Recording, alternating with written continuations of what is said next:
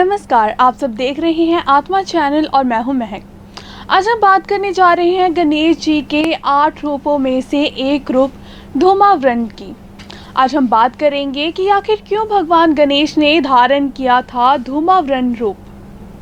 तो कहानी की शुरुआत इस तरह होती है कि एक बार सूर्य देव की छींक से एक असुर का जन्म होता है और जब वह असुर ब्रह्मांड में भटक रहा था तभी उसे असुरों के गुरु शुक्राचार्य जी के दर्शन होते हैं और शुक्राचार्य जी उस असुर को गणेश भगवान की भक्ति करने का आदेश देते हैं।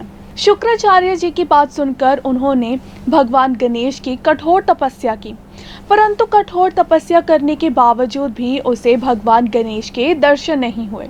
इसके बाद शुक्राचार्य जी ने महादेव की तपस्या की और उनसे कहा कि भगवान गणेश उस असुर को दर्शन नहीं दे रहे, जिसके बाद भगवान शंकर उन्हें सही समय आने तक का इंतजार करने को कहते हैं। इसके बाद कई वर्षों तक उस असुर द्वारा भगवान गणेश की कठोर तपस्या की जाती है, जिसके बाद भगवान गणेश खुश होकर उसको दर्शन देते हैं और उसे वरदान मांगने के लिए कहते हैं, परंतु वह बहुत ही अनोखा वरदान मांगता है।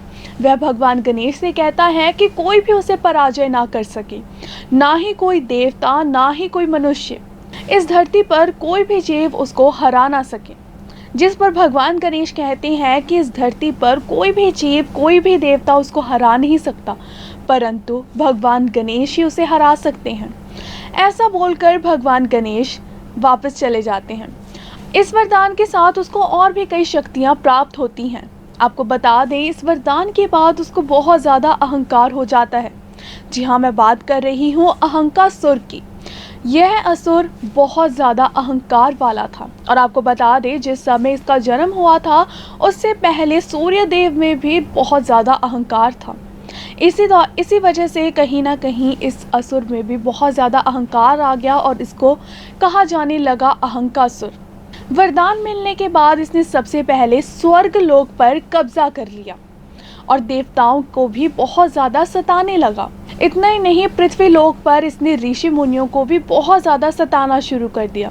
आपको बता दें कि इसने हर एक देवी देवता की पूजा को बंद कर दिया था और आपको सुनकर हैरानी होगी कि जिस देवता के माध्यम से इसको इतनी सारी शक्तियाँ प्राप्त हुई थी, उसने उस देवता की पूजा भी बंद कर दी थी।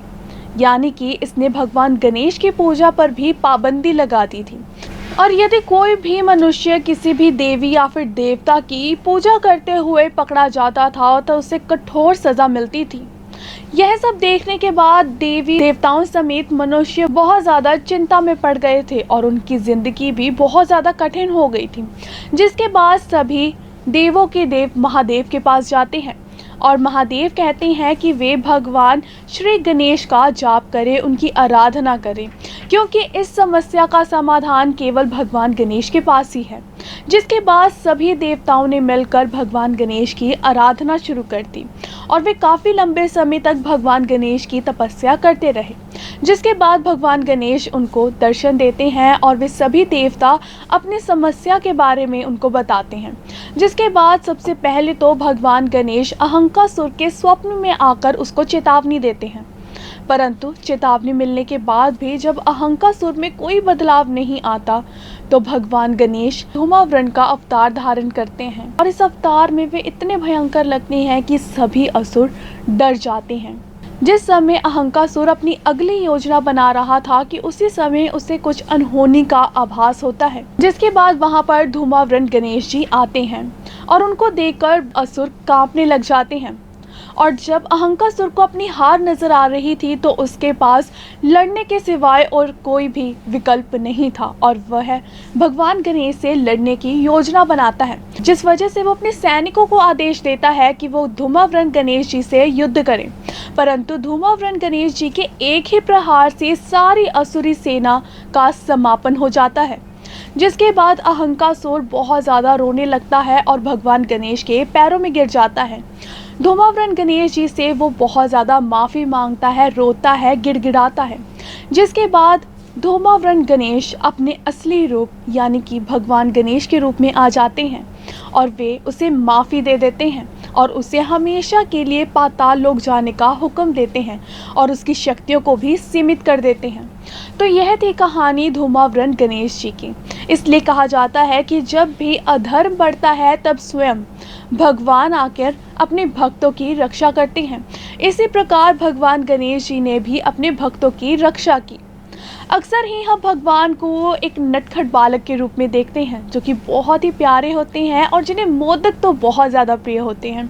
उनके ऐसे रूप के बारे में जानकर आपको कैसा लगा हमें कमेंट्स में ज़रूर बताएं और ऐसे अपडेट्स के लिए देखते रहें आत्मा चैनल।